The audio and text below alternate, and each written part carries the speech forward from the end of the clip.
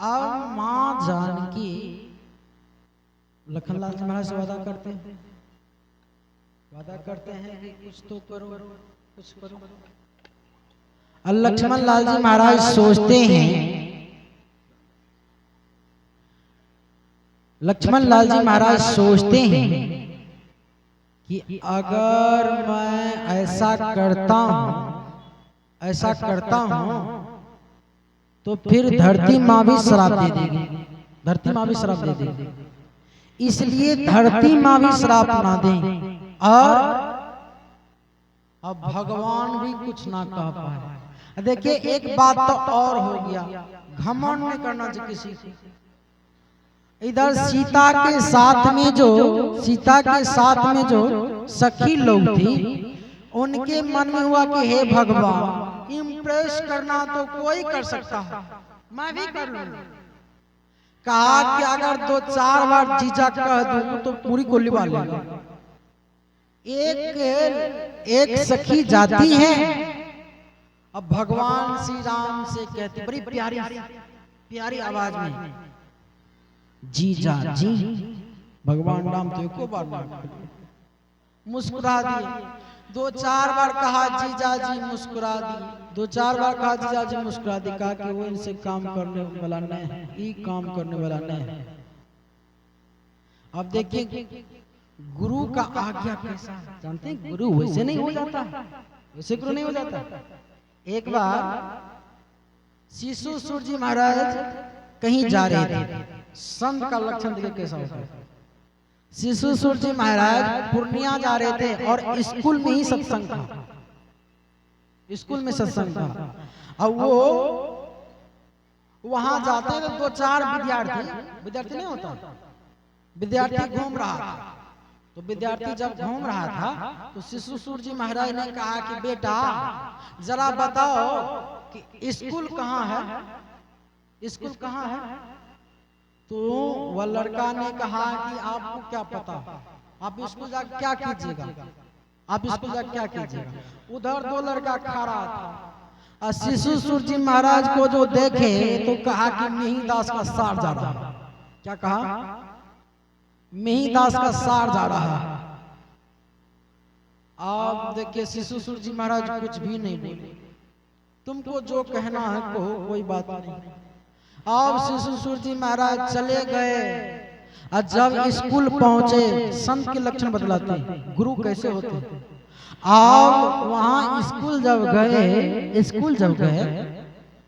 तो जितना प्रिंसिपल थे, मास्टर थे, विद्यार्थी था, सारा विद्यार्थी शिशुसूर जी महाराज को आकर के प्रणाम किए।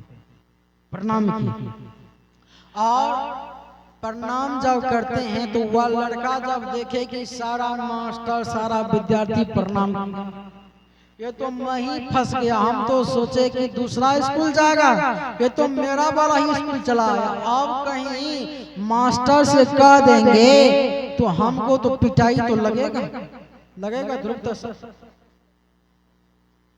अब वह लड़का रो रहा है। देखिए शिशुसूर जी महाराज उसी को देख रहा है, किधर आंख फेर कर उसी को देख रहा है, किधर। और वह लड़का सबसे पीछे में जाकर खड़ा था। शिशुसूर जी महाराज क्या कहा, अरे क्यों डरते हो, आओ ना गुरु महाराज को प्रणाम कर न लो, तुम तो अच्छा ही कहा। अच्छा कहा था, आप लोग बताए अच्छा कहा था, कोई बताइए।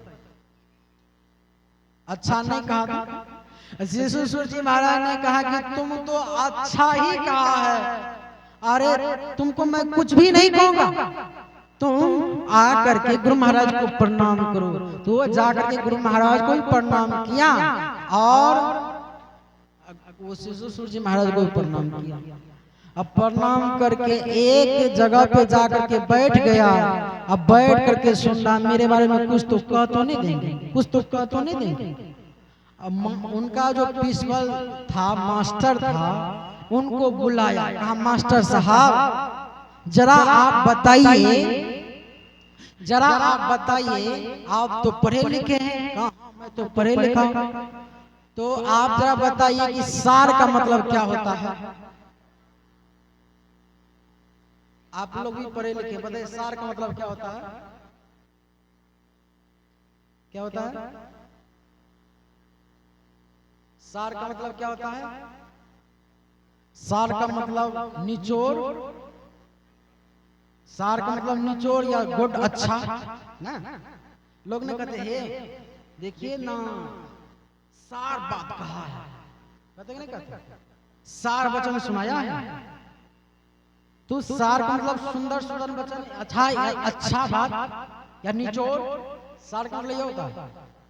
सन से वो शिशु सूर्य जी महाराज ने कहा कि पेशवा साहब तो कहा कि सार का मतलब निचोड़ होता है। कहा कि बेटा तुम ही बताओ, तुम तुमको अच्छे कहा, हम तुम में ही दास का निचोड़ है। अब क्या कहा? में ही दास का निचोड़ है, सार है, तो हम निचोड़ हैं। अच्छा ये सोच करके तुमने कहा था निचोड़ है, इतने कहा, भावना तो अलग था, नहीं था, भावना तो अलग था, लेकिन संत क्या कर दिया, उसको बदल दिया, नहीं बदल दिया, संत ने बदल दिया। उसी प्रकार से गुरु, देखिए एक और चमत्कार बात सुनाता हूं। आप जो काशी में, आप जब काशी जाइएगा ना तो वहां एक मामा जी, मामा जी, और मामा जी वहां जाते किसी पंडित से, बड़े बड़े विद्वान से जब पूछेगा ना मामा जी कौन थे, उसके बारे में सुनाएंगे वो मामा जी कौन थे। वो मामा जी बहुत तपस्या में परिपूर्ण थे, बहुत तपस्या में परिपूर्ण थे। एक दिन काशी में गुरुदेव, मामा जी का जो गुरु था, उन्होंने कहा कि देखो तुम तो मेरा सेवा करता है, कहाँ मैं तो आपका सेवा करता हूँ। आज मैं जो कहूंगा वो तुमको करना पड़ेगा। क्या कहा कि बैठ जाओ ध्यान में, बैठ जाओ ध्यान में। वो बैठ गया ध्यान में, बैठ गया ध्यान में। देखिए गुरु जो कहते हैं वो करता है, जो कहते हैं वो करता है। आप मेरा ध्यान में बैठे, ध्यान में मन लगता ही नहीं, ध्यान में मन लगता ही नहीं, ध्यान में मन इधर उधर भटक रहा है, इधर उधर भटक रहा है। तब तक में गुरुदेव आए, कहने लगे क्यों जी तुम्हारा मन ध्यान में भटक रहा है? कहा कि हाँ गुरुदेव मेरा मन ध्यान में भटक रहा है। कहा कि अरे पापी, जो व्यक्ति का मन ध्यान में भटकता है ऐसे व्यक्ति को रहना नहीं चाहिए। क्या कहा? ऐसे व्यक्ति को रहना नहीं चाहिए।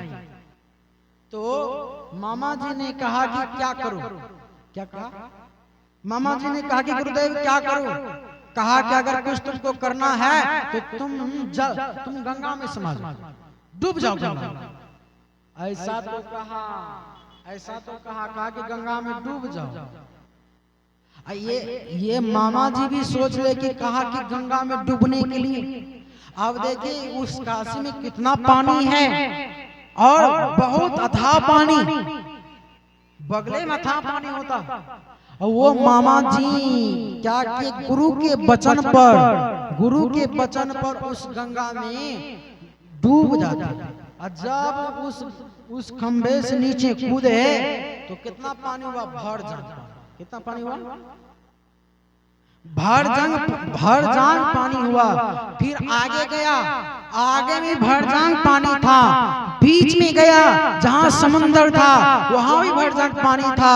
अंत में भगवान ही प्रकट हो गए और कहा कि मांगो क्या मांगना चाहते हो।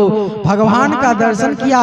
जब भगवान का दर्शन करके आया तो गुरुदेव के चरणों में गिर गया। कहा कि महाराज आप ही मुझे भगवान से दर्शन कराए हैं, आप ही मुझे भगवान से दर्शन कराए हैं, इसलिए हे गुरुदेव आप ही सर्वस्व है। आजकल किसी को कह दीजिए ना ध्यान भजन करते हैं कि नहीं, कितना टाइम करते हैं, वो कहेगा कि बाबा कहाँ टाइम मिलता है, कहाँ कर पाते हैं। आप बताइए वह ध्यान भजन करने के लिए कहेगा तो नहीं करेगा, कुछ कह भी देगा तो वह नहीं कर सकता।